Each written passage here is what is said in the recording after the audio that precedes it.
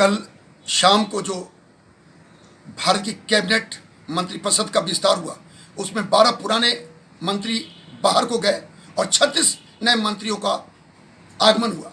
श्री नरेंद्र मोदी जी ने इस मंत्रिपरिषद के विस्तार में पूरे अनुभवों के साथ और जाति समीकरण को साधते हुए इस मंत्रिपरिषद का विस्तार किया।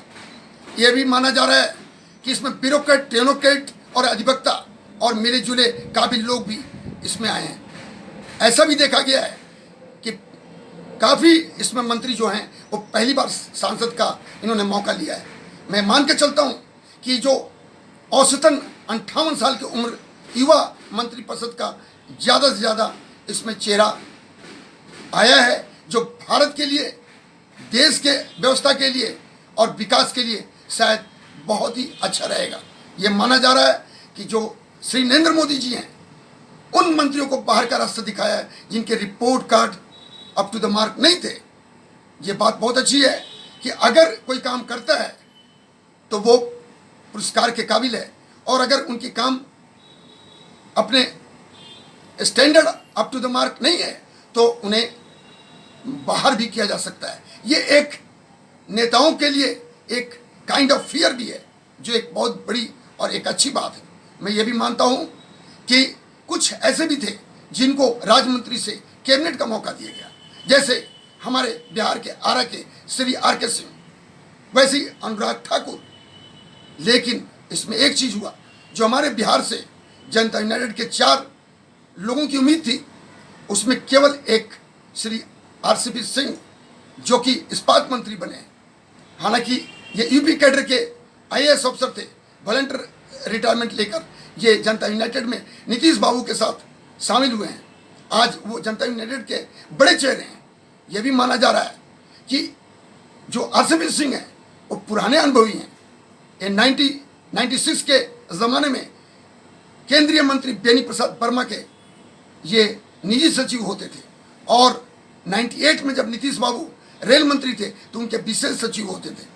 अनुभव इनके पास भी है, लेकिन 4 के जगह पे केवल 1 को स्थान मिलना, ऐसा लगता है कि भारतीय जनता पार्टी ने कहीं ना कहीं नीतीश बाबू के ऊपर अपना दबाव बनाए रखा है।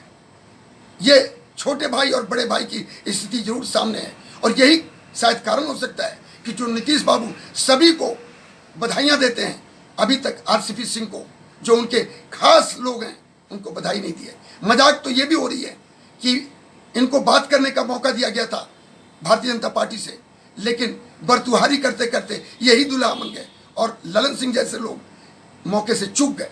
उसी तरह से सुशील मोदी, जिनको पूरी उम्मीद थी, लेकिन शायद कंपटीशन जो भारतीय जनता पार्टी के बिहार के अध्यक्ष संजय जायसवाल जी हैं, उनको भी इस मौके का दौर में अपने आप को स्थान बनाना चाह रहे थे।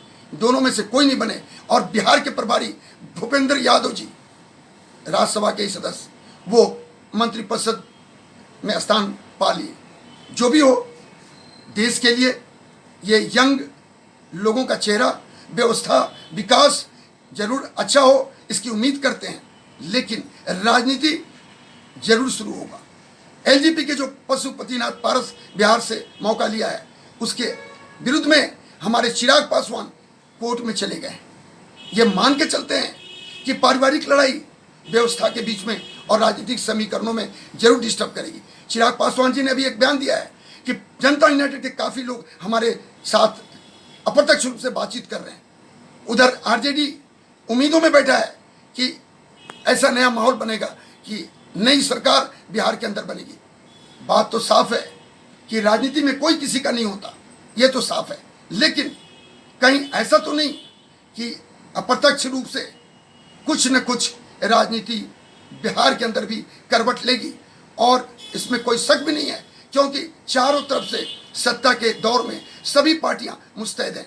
सबसे बड़ी बात है, मैं एक फौजी हूँ, राजनीति की बात भी समझने की कोशिश करता हूँ। ब्यूरोक्रेट, टेक्नोक्रेट, अधिवक्ता, काबिल तारीफ लोग, लेकिन एक फौजी या अर्धसैनिक बल, उसके किसी नुमाइंदे को इसमें मौका नहीं मिला।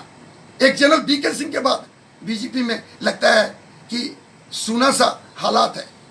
मैं मान के चलता हूँ कि देश आज ही कुलगाम और पुलवामा में बहुत बड़े 5 आतंकियों को सिक्योरिटी फोर्सेस ने ढेर किया है।